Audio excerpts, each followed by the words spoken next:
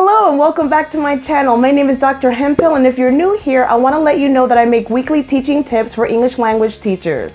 And if this is something that sounds interesting to you, make sure to hit the subscribe button and the notification bell so you don't miss a weekly video.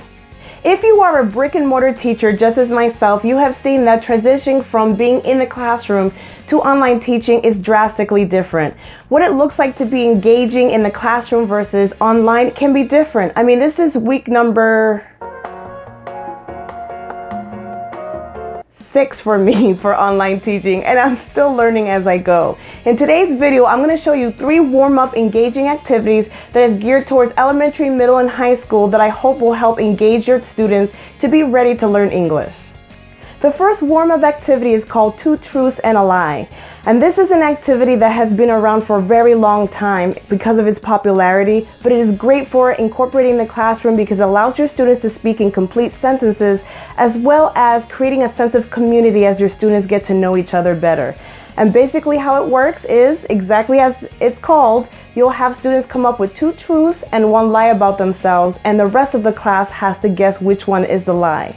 If you have newcomers in your class, you can have them prepare 2 to 3 days ahead of time while you're providing scaffolding and support.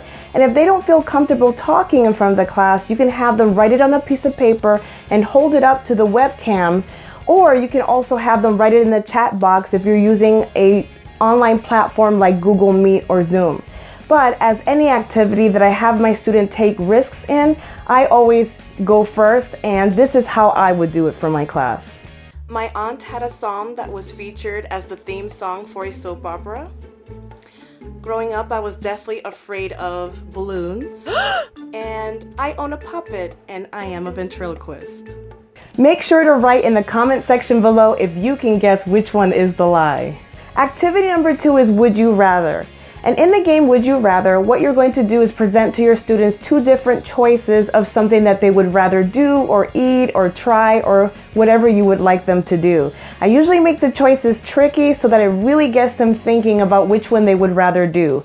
For your newcomer students, what I suggest is having the sentence stem of what you want them to say already prepared in a PowerPoint, and then you can project it and screen share it to your students, or you could just have it write it on a whiteboard, and that way they know exactly what to say. Would you rather have superpowers or have never-ending Christmas?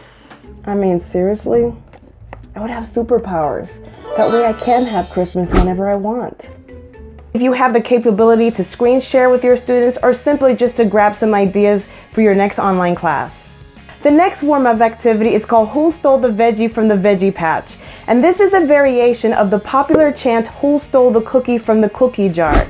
And I'm going to show you a snippet of an online class that I did with a 4-year-old. Sarah stole the carrot from the veggie patch. Who, me? Yes, you. Couldn't be. Then who? Mikey. And what's really fun with this chant is you can really have a lot of fun with it. And instead of doing vegetables, you can do the cookie in the cookie jar, you can do desserts, you can do fruits. And you don't really have to go out and get any expensive props for this activity.